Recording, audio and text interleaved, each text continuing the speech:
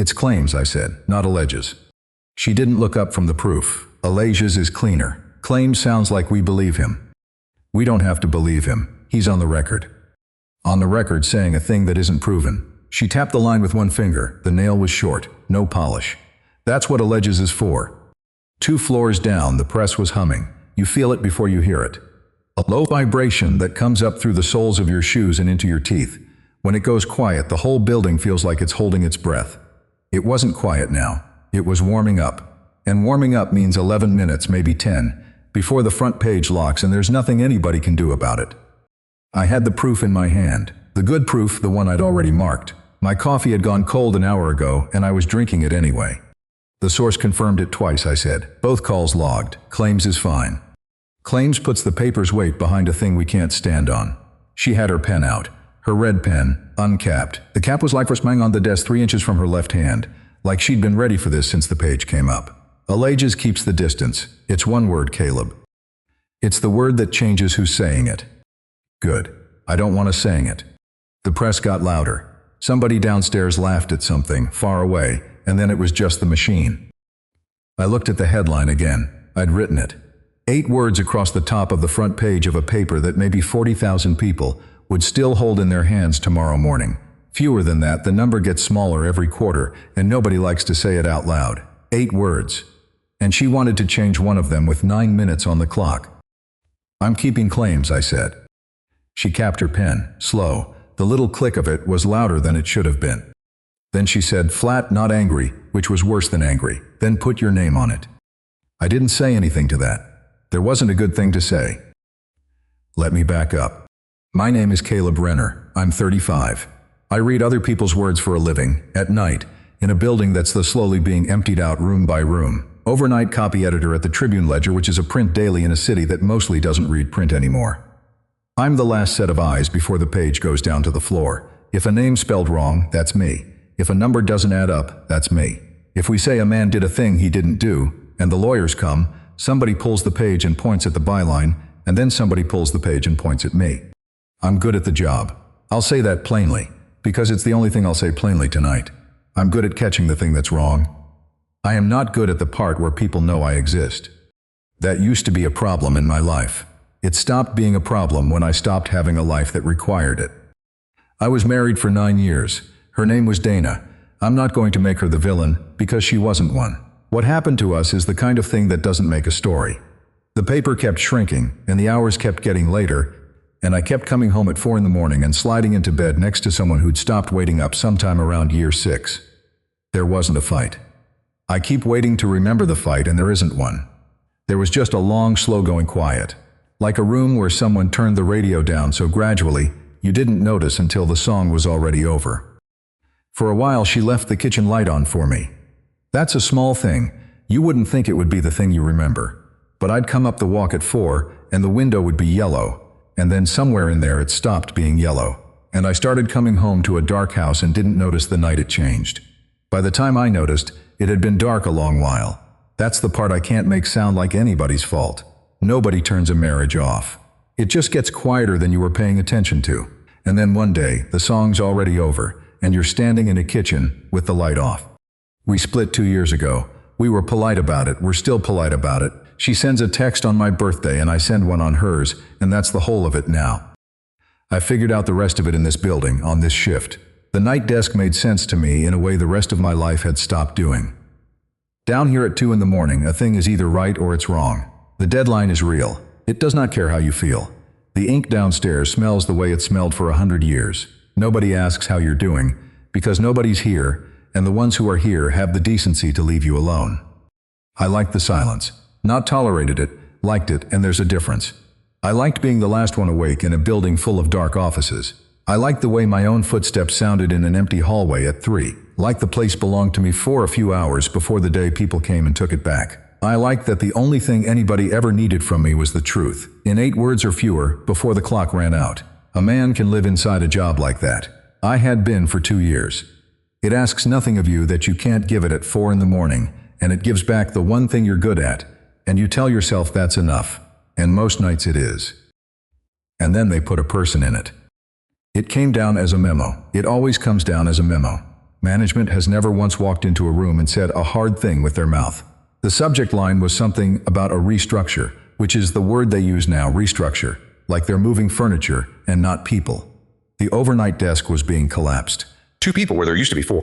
Permanently paired, same 2 bodies, every night indefinitely, because that's cheaper than a rotation. So my one quiet place in the world now had a person in it.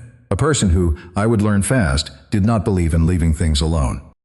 I'm not going to tell you what she looked like, because that's not how I came to know her, and it would be a lie to pretend otherwise.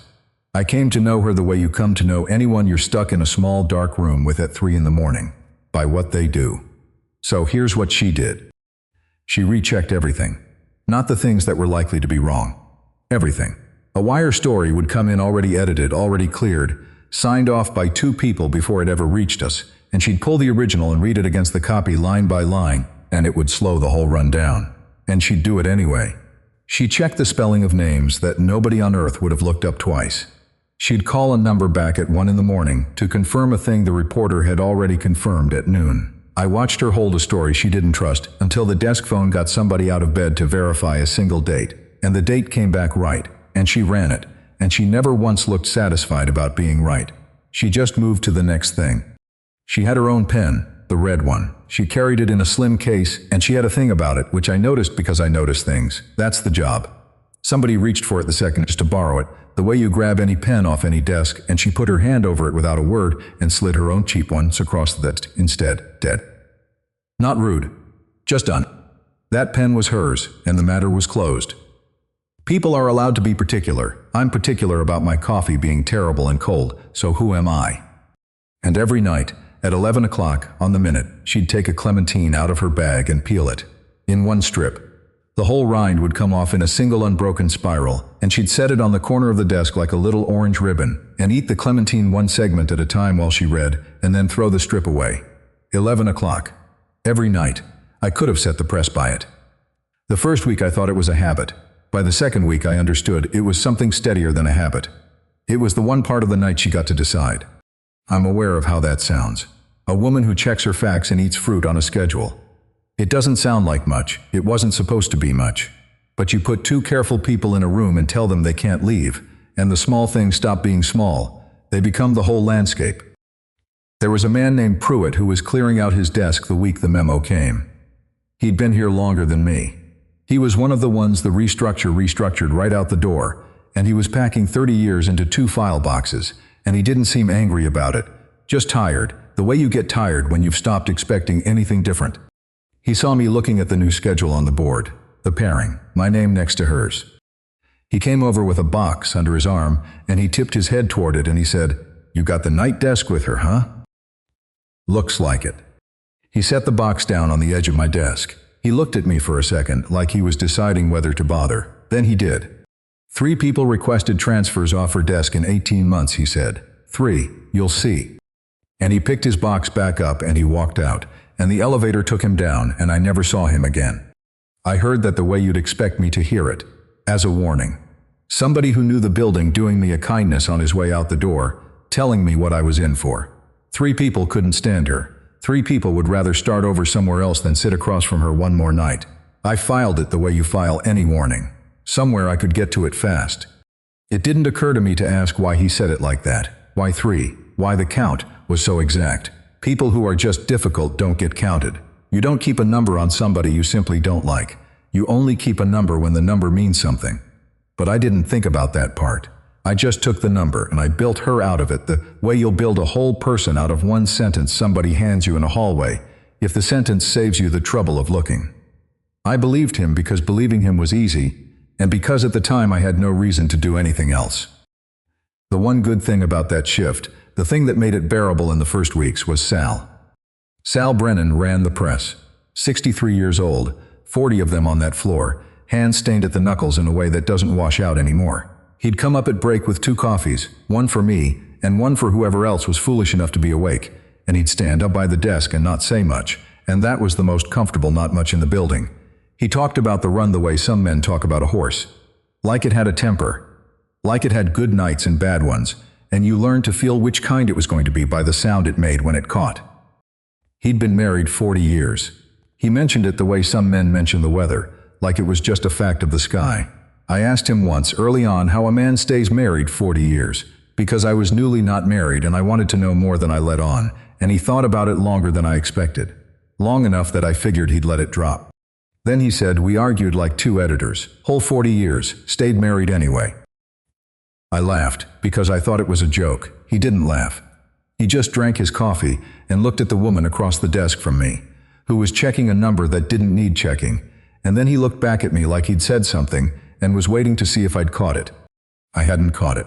Whatever Sal saw that night, standing there with 2 cooling coffees and 40 years of arguing behind him, I was a long way from seeing it. I thought he was talking about his wife.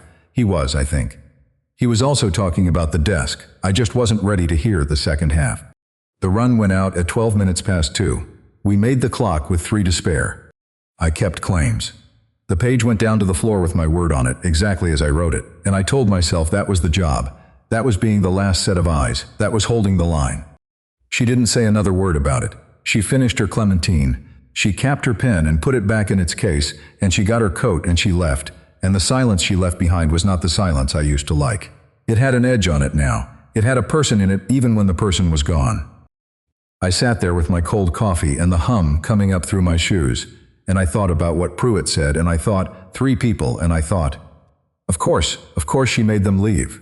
And I felt the worst thing a man on the night desk can feel, which is the feeling that you might be wrong, and the clock has already run out, and there's no proof left in your hand that says either way. I didn't know yet who was right about that headline. That's the truth. I'd find out eventually, and finding out would cost more than I wanted to pay. But that night I just knew this. She was across the desk from me now. Every night. The last quiet place I had left in the world, and it had her in it, with her red pen, and her unbroken spiral of orange peel, and her count of 3. And I sat in the dark with that hum coming up through the floor and understood. The way you understand a thing in your stomach before your head agrees to it, that I was going to spend a long time finding out exactly what kind of person sits that still. So that's what I did. I spent a long time finding out. The weeks after ran together the way night weeks do. There's no morning to break them up. You come in when the day people leave, and you go home when they're parking their cars. Just the 2 of us after midnight, the press warming up at the bottom of the building. The desk between us with a lamp at each end. 2 careful people, 1 desk, nobody coming to break the tie. I learned her name sideways, off the work. It was on a callback slip she'd filled out, a number she wanted confirmed, signed the way you sign a thing you take seriously. Full name. Mara Okafor. I'd been calling her nothing in my head for 2 weeks because she'd never offered it and I'd never asked. And there it was in her own small handwriting, and I felt stupid the way you do when a thing's been in front of you the whole time. I didn't say it out loud right away. It felt like it would cost me something. Like admitting she was a person and not just the thing in my chair. The fights came fast and they came over nothing. Which is to say, they came over everything that matters in this job. There was a school board story, a tax levy nobody would remember by Thursday. She wanted a comma in it, the Oxford one, before the and in a list. I'd taken it out because the style takes it out, and she put it back. It's a list of 3, she said. The members, the superintendent, and the auditor. Without the comma, it reads like the superintendent and the auditor are the members. Nobody reads it that way. I read it that way, just now. Because you went looking for it. That's the job. She held the pen without uncapping it, which was somehow worse. Going looking for it is the entire job, Caleb. I left the comma out. Style was mine to keep. But I read the sentence 3 more times before the page went down both ways, hating that she'd made me hear the second version. To this day, a list of 3 reads wrong without it. Then there was the councilman. He'd given a reporter a number at 4 in the afternoon, a figure on a road project, how far over budget it had gone. The number that made the story. But he wouldn't pick up after 5. And so it sat on the page at 1 in the morning doing all the work in the headline. We can't run it, she said. He said it on the record. He said it once, to 1 person, and now he won't pick up. That's not on the record. That's a thing somebody heard. It's attributed, the councilman said. And when it's wrong, the councilman said is the sentence that gets read in court. She was looking at the clock, which is where you look when the clock is the only thing that agrees with you. Lean soft, a figure he cited. Cited, not confirmed. I wanted to fight her. The reporter's notes were clean, and a clean note is a thing I trust more than most people. But I knew the difference between sourced and solid, and she'd put her finger on the seam between them. I changed it and didn't tell her I agreed and let her think she'd won. because some nights it's cheaper to lose than to admit you didn't. She didn't gloat. She fixed it and moved on like the fixing was just weather she walked through. The headlines were the worst, though. I'd written 6 words over a story about a factory closing, good words, with a little ache to them. She cut them to 4, made it flat and clean and true and half as good. You took the heart out of it, I said. I took the editorializing out. That's you telling the reader how to feel before they've read the first line. It's 200 people losing their jobs. They're allowed to feel something. They'll feel it from the story. They don't need us in the doorway, pointing at it. That one I won, because the slot took a longer count and my 6 words fit. But she was right, and I knew it while I argued the other way. A man wants to keep the good line he wrote at 1 in the morning. It's most of what you've got down there. I was building a case against her, the whole time. Every comma, every cut, every callback she made me wait through, I added to a column in my head, and the column was titled something like "She Thinks You're an Idiot." Sitting next to someone who'd decided on day 1 you couldn't be trusted with the simple things. I had her completely wrong. I wouldn't know that for a while. Then came the night she caught the name. It was a wire story slugged for the front page. A fatal crash out on the county road, 2 cars, a family. The kind of story that's almost all facts, and the facts are the whole tragedy. It had moved, already cleared, had a city desk sign-off, had passed me. I'd read it, marked a comma, sent it through. She pulled it back at 10 minutes to 2, with the page nearly locked, and read it against the original wire copy line by line. The way she read everything, the way I'd stopped even noticing she did. And she went still in a way I hadn't seen yet. "The name's wrong," she said. "Which name?" "The victim. They've got the wrong family." She had 2 screens up now, finger moving between them. The wire moved a correction 40 minutes ago. The first version named the wrong car. The people we've got dead aren't the people who died. The floor went soft under me. "We've got a family's name on the front page under the word killed," she said. "And it's the wrong family. They're alive. They're home. And tomorrow morning 40,000 papers tell their neighbors they're dead." I didn't say anything. There wasn't a good thing to say. It was the second time in a month she'd left me with none. She didn't wait for me to find one. She killed the story off the page. She got the night editor on his cell and walked him through it in 4 flat sentences. She called the wire desk to confirm the correction was real, because she didn't even trust the correction. She trusted the second confirmation of it. She held the page. We blew past the lock. Sal's voice came up the line asking what the holdup was, and she said bad name on A1, 2 minutes. And Sal said take 3 because Sal knew which holdups you take 3 for. We ran a different story in the hole, and the page went down clean. When it was over, I looked at her and I meant it. "Thank you. That would have been bad. A lawsuit, a family, I don't know what else. Thank you." She capped her pen and didn't look up. "Don't thank me," she said. "Check it yourself next time." And she peeled her clementine, late, almost 3 hours late, the spiral coming off in one piece, and ate it 1 segment at a time, and didn't say another word. I sat there with the thank you still warm in my mouth and felt it curdle, because here's how I heard it. I heard contempt. You missed it and I caught it, and we both know which one of us belongs in this chair. I heard the whole column I'd been building confirmed in 1 flat sentence. Check it yourself next time. Like I was the intern. Like I hadn't been the last set of eyes in this building for 2 years before she sat down. It took me a long time to understand what she'd actually said. "Not you're an idiot. Don't thank me for a thing you should never thank anybody for. Don't make catching it a favor. Make it the floor. A paper that thanks people for catching the wrong name on a dead family is a paper that's already decided getting it right is extra." She wasn't insulting me. She was handing me the only thing she trusted in the world and telling me to hold it with both hands. But you can't hear care when it comes in, a voice you've decided is cold. And she'd decided something about me too. I'd find this out later, in pieces. She heard my politeness the way I heard her bluntness. All those nights I'd say no problem and sure your call, soft, smoothing it over. I thought I was being decent. She heard a man managing her, handling her, the way the day editors handled her, polite and patient, and waiting for the moment she'd be difficult so they could say, "See, told you." She thought my courtesy was a leash. So there we were, one desk reading each other exactly backward, me hearing scorn in her care, her hearing management in my manners. Neither of us saying it, because saying it would mean admitting we'd been chewing on it, and we were both too proud for that. And underneath all of it, against both our wills, a rhythm started anyway. I'd reach for the wire and she'd already have it cued. She'd ask for the second source and I'd already have the number dialed. We learned each other's shorthand the way you learn a song you didn't mean to memorize, from hearing it too many times. One night I peeled her clementine. I don't know why. It was 11:15 and the bag was on her side, and I just took the fruit and peeled it one strip the way she did. I'm not good at it. I broke the spiral twice, but I set it on the corner where she puts it and went back to my page and said nothing. She said nothing either. At 11 she looked at the desk and it was already there, already peeled, and she ate it one segment at a time, and we never spoke about it. Not that night or any night after, when I kept doing it. Around the same time I stopped rereading the sports agate after she'd been through it. The agate is the small type, the box scores, the columns nobody reads except the people who die if they were wrong. I used to check it twice.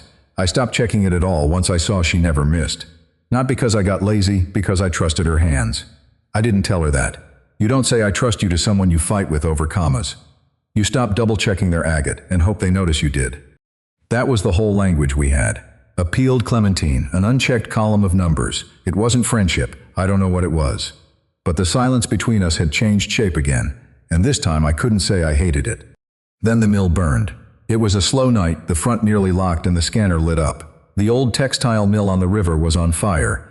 The empty one, closed since before either of us was born. 3 alarms. Flames you could see from the bridge. A whole front page's worth of story landing at 1 in the morning with nothing built to hold it. And then, because the night wanted to test us all the way, the press broke. Sal's voice came up the line tight. A web break, a roller, something downstairs I don't have words for, and it ate 40 minutes. 40 minutes off a clock that didn't have 40 minutes in it. A fire to fit and no time to fit it, and a machine that wouldn't run even if we did. We didn't fight about a single thing. I've thought about that night a lot. Not because anything happened, because nothing did except the work. She rebuilt the page and I cut the fire to fit the hole, and she fed me facts as the reporter called them in and I dropped them clean. She caught my one bad number before it cleared and didn't make a thing of it, just said that's the alarm count, not the engine count, fix it. And I fixed it, and it was the most natural sentence anyone had said to me in 2 years. We refit the whole front against a dead clock, and Sal got the press back and we sent it down with maybe 90 seconds to spare. It ran, the fire on the front, the names right, the count right. For the first time we made the run. After, with the press finally caught and humming steady downstairs, we just sat there, both of us spent, the lamps low and the fire still orange in the corner of my eye on the dark monitor. And there was a thing in the room that hadn't been there before, sitting on the desk between the 2 lamps like a third person. She opened her mouth. She had something to say. I could see her decide to tell me a true thing. Then she capped her pen instead, clicked it shut, got her coat. Good run, she said, which was the most she'd ever given me. And she left. I sat there alone the way I always had, in the building I used to love being alone in. And the quiet was wrong. The silence I'd built my whole second life out of. The empty hallways, the dark offices, the place belonging to me for a few hours, it had gone quiet differently. It had her shape in it now. The empty chair across the desk was louder than it had ever been when nobody sat in it at all. Sal clocked it before I did. He came up on his break a few nights later with the 2 coffees and stood by the desk after she'd stepped down the hall and looked at the spiral of peel on the corner, my broken one, and then at me. My wife and me, we fought about everything. 40 years. How long to boil an egg? She had opinions on the egg. He drank his coffee. People thought we were miserable. We weren't. You only fight like that about a thing you're paying attention to. Indifferent people agree about everything. They agree their way right out the door. It's a copy desk, Sal. We argue because the words have to be right. He looked at me a long second, then at the chair. Then back at me, with that expression from the first week, like he'd set something down and was waiting to see if I'd pick it up. Sure, he said. You 2 fight like you mean it, that's not nothing. He took his cup toward the stairs. That's not nothing, Caleb, he said again, not turning around. I deflected it the way I deflect everything. Told myself he was an old man missing his wife and seeing things in other people's desks. I went back to my page. But I was reading the same paragraph for the 3rd time when it happened. The thing that took the whole picture I'd built of her and turned it over. I was looking for a style sheet in the deep drawer on her side because mine had jammed the loose pens and spare proof paper. There was an envelope, soft at the corners, the kind of soft paper gets when somebody's opened it 100 times. Inside it, folded once, was a clipping, a correction, old. The newsprint gone the color of weak tea. From a paper that wasn't ours, in a city I didn't know, years back. One of those small gray boxes at the bottom of an inside page nobody reads that says in 40 words what a story got wrong. It named a man. It said a previous story had identified him incorrectly. It said the paper regretted the error. And it was dated weeks after the story it was correcting. Weeks, not the next day, while the wrong thing sat in 40,000 homes with his name on it, doing whatever a wrong thing does to a man's life when his neighbors and his boss and a courtroom all read it before the truth catches up. I didn't have to be told the rest. A correction that runs that late means somebody upstairs waved it off. An editor who didn't think it mattered sat on it, or argued it down to 40 words at the bottom of page 11, while the man it was about lost something he wasn't getting back. A job, a hearing, his standing in the only town he had. The truth came out, eventually, the way it does. Slow and small, and far too late to undo the loud wrong thing that came first. And she'd kept it, for years, in the drawer where she keeps her pens. I was still holding it when she came back from the hall. She stopped. She saw it in my hand. I watched her see it. I started to say something, an apology, the drawer, the style sheet, but she lifted one hand, just barely, and I stopped. She didn't take it from me. She didn't explain it away. She didn't tell me whose it was or what it cost or where she'd been standing when it ran too late. She just looked at the clipping and then at me, and her face did the only soft thing I'd ever seen it do. "Now you know why I check," she said. That was all. 4 words. And the whole column I'd built in my head. Every comma, every callback, every flat sentence, every check it yourself next time. It didn't crack so much as turn over all at once, like a coin you've been looking at the back of for a month finally flipping in your hand. She wasn't cold. She was careful the way a person gets careful after they've watched what carelessness does. Every name she double-checked at 1 in the morning was that man. Every callback was that correction running weeks too late. The pen nobody could touch, the clementine at 11, sharp, the thing in her that wouldn't bend for the clock or me. It wasn't pride. It was a promise she'd made to somebody, maybe to him, maybe just to herself, that she'd never again be in a room where the wrong name went out and nobody held the page. I'd been reading The Armor for a month, so busy resenting it I never once asked what it was for or who'd had to put it on. I'd built a whole person out of 1 warning and a count of 3, and I'd gotten her exactly backward. She took her clementine out of her bag. It wasn't 11 yet.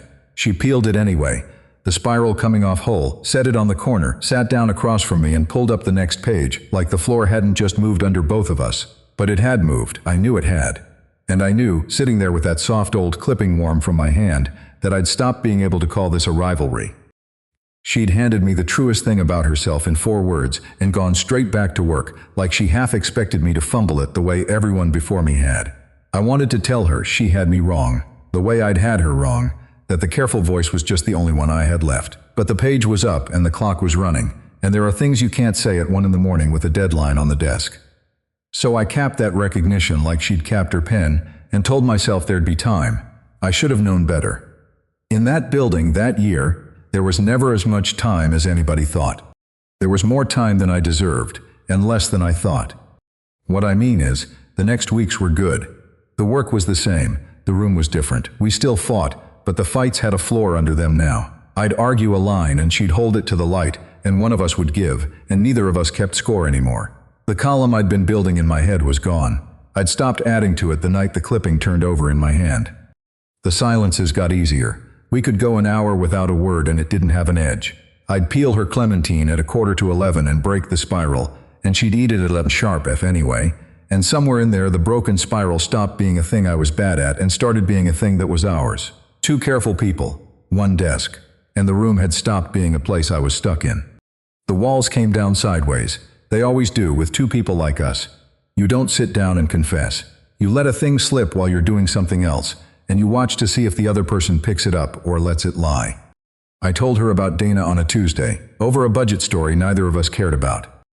She'd asked if I had somewhere to be in the morning. I said no, I had nowhere to be in the morning. I never did. That was sort of the point of the night desk. "How long?" she said, not looking up. 2 years. We split 2 years ago. She didn't say sorry. I was grateful for that. People say sorry like it's a door they're closing. "There wasn't a fight," I said after a while. I don't know why I kept going. Everybody asks about the fight. There wasn't one. The hours got later and the house got quieter, and one night I came home and the kitchen light was off, and I couldn't tell you when it stopped being on. Mara was quiet. She'd put her pen down. I noticed that. She put her pen down for it. "I worked nights through the whole back half of it," I said. Told myself the paper needed me. But you don't get to use the thing that's ending your marriage as the reason you can't go home and save it. I laughed, and it came out wrong. Nobody turns a marriage off. It just gets quieter than you were paying attention to. She let that sit. Then she said, "That's the worst kind." She picked her pen back up. "The kind nobody did. You can't even be angry at it." "No," I said. "You can't." And that was all. We went back to the page. But she'd heard the real version, not the polite one, and she hadn't flinched, and she hadn't fixed it. She'd just told me she understood the shape of it. More than Dana and I had managed in our last 2 years. Her wall came down a week later, and when it did, it took the warning down with it.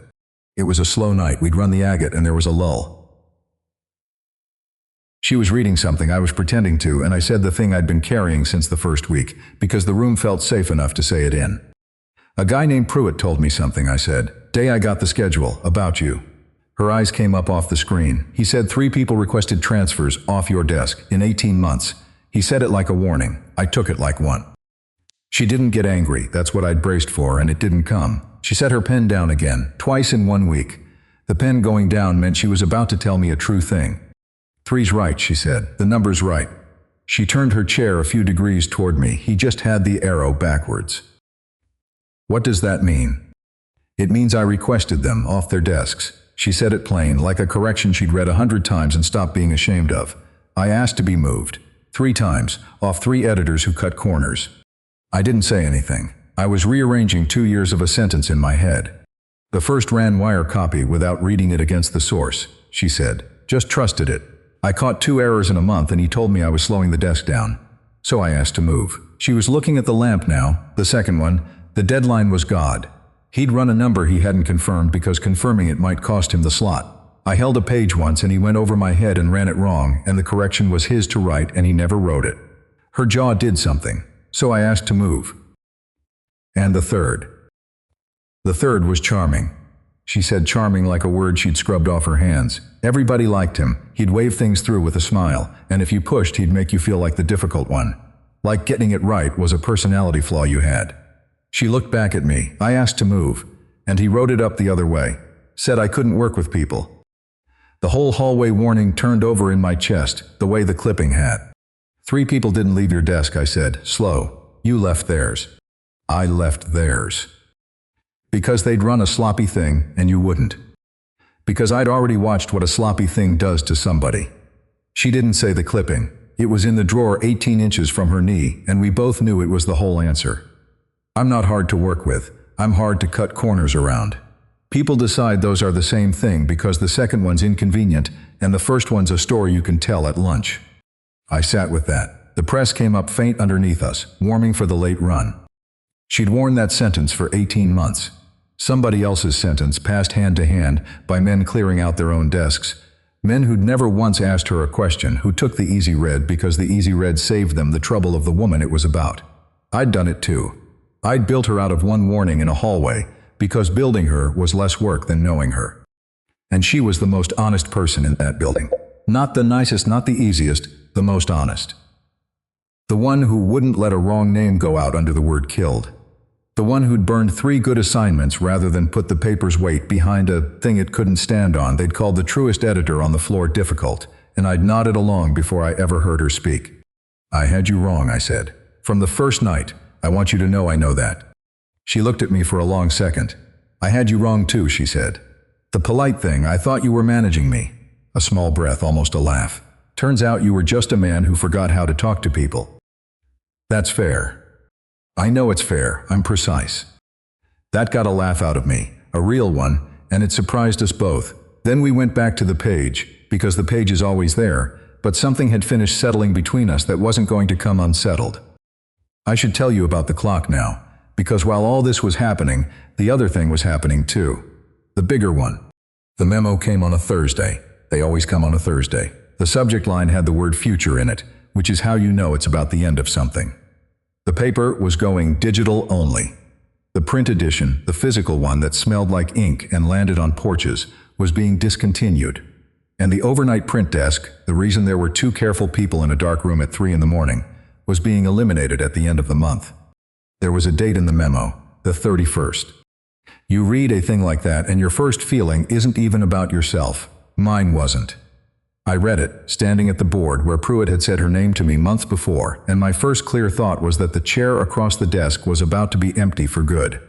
Whatever this thing was, this thing with no name that had grown up between the lamps, it had grown up in a room that was being switched off in 3 weeks. For weeks the question had been whether we could stand each other. Now it was whether we were anything at all once the desk was gone.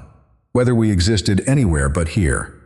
I want to be honest about Doyle, because I'm going to be honest about him in a minute when it counts, and I don't get to skip the part where I wasn't. Doyle ran the day desk. He was building the digital operation, deciding who got carried over and who got a handshake. He stopped at my desk one morning while I was clearing out, both of us in that gray overlap hour, coffee in his hand, easy as a man who'd already won. "You'll land somewhere," he said. "You're quiet but solid." He took a sip. Honestly, the night desk being 2 people was the only reason it worked. You can't pair her with anybody, so. "What do you mean?" I said. I knew what he meant. Okafor. He said it like a thing everyone agreed on. Good editor, sure. But hard to work with. Always has been, you ask 3 people. He shrugged like the count settled it. The same count, the lazy count, the one I now knew was backwards. Digital's collaborative, open floor. No room for somebody who can't play with the team. And here's the part I have to live with. I said nothing. I had the whole truth in my chest. She didn't drive them out. She walked. Off editors who cut corners, the counts backwards. You've all been carrying somebody else's lie about the best editor in this building. I had all of it, and the man was standing right there saying the wrong thing is settled fact, and I let him.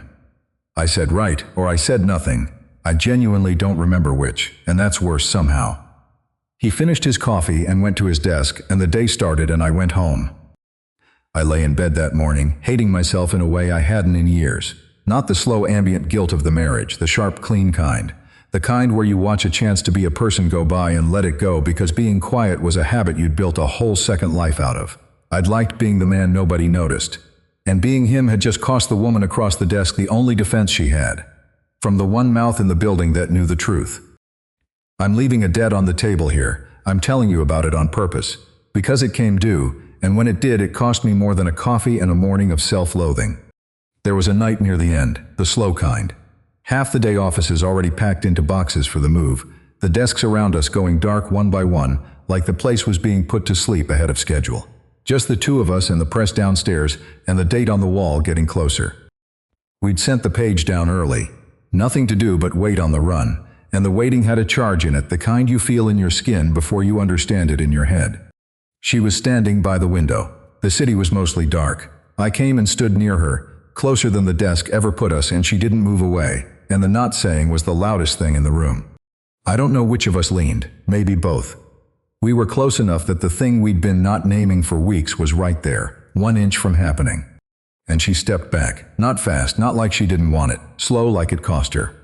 "Don't," she said, "not here. Mara, this is the only place we've ever been us." She was looking at me now, her eyes doing the soft thing, her voice steady the way she kept it steady when a thing was hard. 3 in the morning, this desk, the press downstairs. That shook her head place. I know how to be this with you. What are we anywhere else? In daylight, on an open floor, with your coffee and Doyle, and people watching. A breath. I don't trust a thing that only exists in one room. I didn't have an answer. That's the truth of it. I stood there and I didn't have one, because she'd named the exact fear I'd been carrying. The room was ending, and maybe we ended with it. Maybe we were a thing the dark and the deadline had made, and daylight would show us we were nothing at all. It hung there. Neither of us took it down. She got her coat, eventually, and I capped my pen. My pen, I'd started carrying one now, and we left it where it was. Sal was the one who picked it back up, a few nights later, the way he always seemed to pick up the things I set down. The digital memo didn't just kill our desk. It killed his job too. No print run, no press. No press, no pressman. 40 years on that floor, and he wasn't choosing to leave. He was being switched off with the machine the same date as us, the 31st. Forced, not chosen. He came up on his break, and he didn't have the 2 coffees that night. Just the one, his own. He stood by the desk after Mara had stepped down the hall, and he looked older than I'd let myself notice. "They're putting her out, aren't they?" he said. He'd heard. The building was small. "And you with her?" "Looks like it." He nodded slow. He looked at the empty chair. Then back at me, with that expression he'd had since the first week, the one where he'd set something down and was waiting to see if I'd pick it up. "I almost did what you're doing," he said. "I'm not doing anything, Sal. That's what I mean." He let it land. "There was a woman before my wife. We were only ever us in one place. A shift like this one felt realer than anything. And when the job ended, I let her end with it because I told myself it was a thing that only lived there. He turned his cup in his stained hands. Took me years to understand I'd been a coward and called it being realistic. The room wasn't what made it real. We were. I just didn't have the nerve to find out if it traveled. The press came up faint underneath us, one of the last times it ever would. "Don't let the room be the only place it was real," he said. "I almost did that once. Took me years to fix. You don't get back the years you spend being careful about the wrong thing." He took his cup toward the stairs and stopped at the door, the way he had once before. "You fight like you mean it," he said, not turning around. "That's not nothing. You know that now. So don't let it switch off with the lights." And he went down to his press. I sat there a long time after. The page was up and I wasn't reading it. I thought about the count of 3, and how I'd taken it from a stranger and worn it as the truth about her for months. I thought about Doyle, easy and certain, passing the lie along like a coffee. I thought about her by the window, naming the fear so plainly, "What are we anywhere else?" And how I'd stood there with nothing.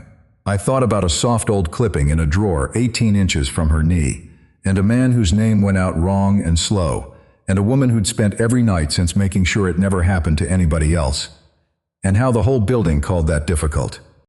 And something in me set, the way the press sets when it finally catches and runs clean. I wasn't going to let her go down on a sentence somebody else wrote about her. Not when I had the true one in my chest and had already swallowed it once. I wasn't going to let the 31st be the last of her, the last of this, the last good thing the dark room ever made. The room wasn't what made it real. Sal was right. We were. And I was done being the man nobody noticed, if being him meant standing quiet while the most honest editor I'd ever worked with got cut for the crime of being honest.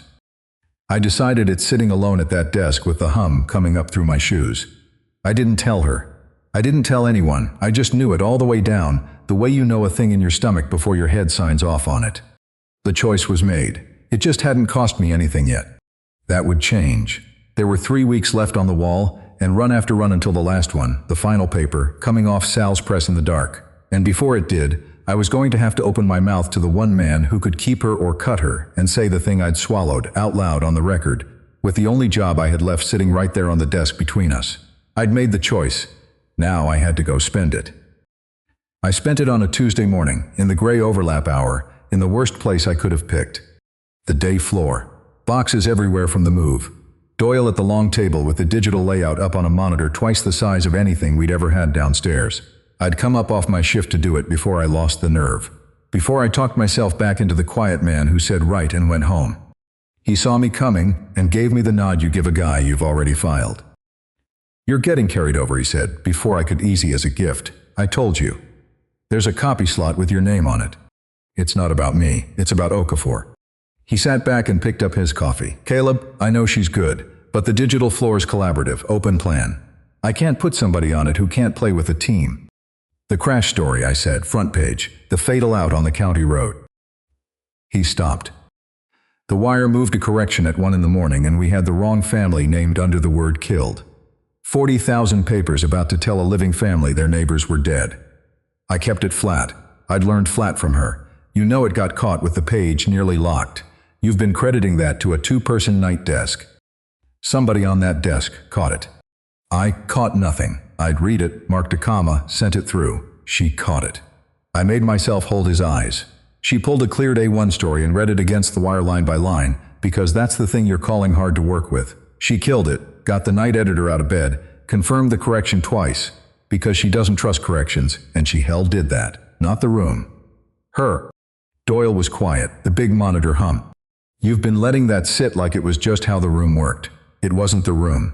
It was one editor you call difficult, doing the most important thing anybody did on a front page all year." Why now? There it was, the part I'd swallowed in this same gray hour months ago and hated myself for since. "Because you stood at my desk and called her hard to work with, like it was settled fact, and I said nothing. I had the truth in my chest and I let you walk off with the lie, because being quiet was easier. That's on me. I'm not doing it twice." He turned his cup a quarter turn. 3 people requested off her desk. She requested them. Off 3 editors who cut to me, plain. A correction read 100 times. She didn't drive anybody out. She walked. One of them wrote it up backwards on his way to making her the problem, and the buildings carried his version 18 months. The count's real, the arrows backwards. Somebody's phone went off on a dead desk and nobody answered it. You take a count off a guy clearing out, and never ask the woman it's about a single question, I said quieter. If the digital floor you're building has no room for the most accurate editor I've worked with in 15 years, then it doesn't have room for me either. That landed somewhere, but not the way it lands in the version where the man says you're right and fixes it. He just looked at me, tired, a man with a monitor full of names and a number to hit by the 31st. Noted, he said. He didn't thank me. He didn't slide her name into the carried-over column while I watched. He turned half toward the monitor, and the meeting was over because he'd decided it was, and I stood there with my standing spent and no idea if it had bought anything. I went home not knowing.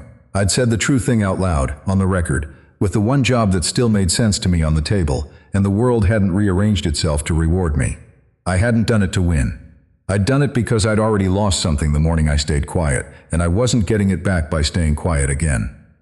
But I'd opened my mouth. After 2 years of being the man nobody noticed, I'd let one cost. Walking down to the dark floor that night, I felt the strangest thing, lighter, not safe, lighter. 11 days left on the wall.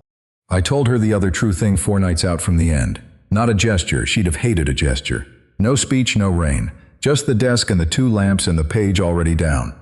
I talked to Doyle, I said. Her eyes came up, about the slot. About you, I told her. The credit the part where I corrected what he'd let stand, he said noted. That's all I got. She set her pen down. She does that when a thing's real. You put your slot on it, she said. Not a question. She'd done the math fast and right. It wasn't worth keeping, if keeping it meant the count stays backwards. The press came up faint underneath us. Why? She said. A man who'd learned to talk would have had it ready. I didn't. I had to dig it out one word at a time. You're the first person in 2 years I didn't want to be quiet around. That's what came up. I built a whole second life out of nobody asking me anything. Then you sat down across from me and I started wanting to be noticed by one person, and it scared the hell out of me. So I read everything you did as proof you thought I was nothing. I kept going. I had you wrong from the first night. You had me wrong too, 2 careful people getting each other backwards in the dark for months. She didn't move. The desk ends in 4 days. You ask me what we are anywhere else. You said you don't trust a thing that only exists in one room. I remember what I said. I don't want this to be the only place we were ever us. I used her words back, and they came out steadier than anything else I'd managed. I don't want the 31st to be the last of it. The room didn't make this, we did. And I'd like to find out if it travels. Out there, where it's harder. She looked at the lamp instead of me for a long moment. The way she looks at a thing she's deciding whether to run. When she looked back, her eyes were doing the soft thing, but her voice held. You went to Doyle before you came to me, she said. Yeah. You spent the job before you spent this. A small breath, almost a laugh. You defended the editor before you said a word to the person. I didn't want it to be a gesture. I wanted it to be true first. That's why I believe it. She stopped me quiet. A man who wanted credit would have come to me first. She turned her pen once in her fingers, set it down. I don't know how to do this in daylight either. I want to be honest about that. I've only ever been this with somebody at 3 in the morning with a deadline holding us both still. Her thumb moved on the barrel, but I stopped checking the agate. I never told you that. I stopped because I trusted your hands. She looked up, so maybe I find out if I can trust them in the light. Maybe that's the next thing I check. That was the whole of it. She didn't say the word and I didn't say it. Too early, and we were both too precise to put a word on a thing before it earned one. She told me, in the only language she had, that she'd run the experiment. From her, that was everything. Then she went back to the page, but she left her pen uncapped, near the middle of the desk, closer to me than it had ever been, and neither of us said a thing about it. The last run came on the 31st. I don't have a lot of words for that night. Some nights you're not supposed to narrate. The whole floor knew it was the last one.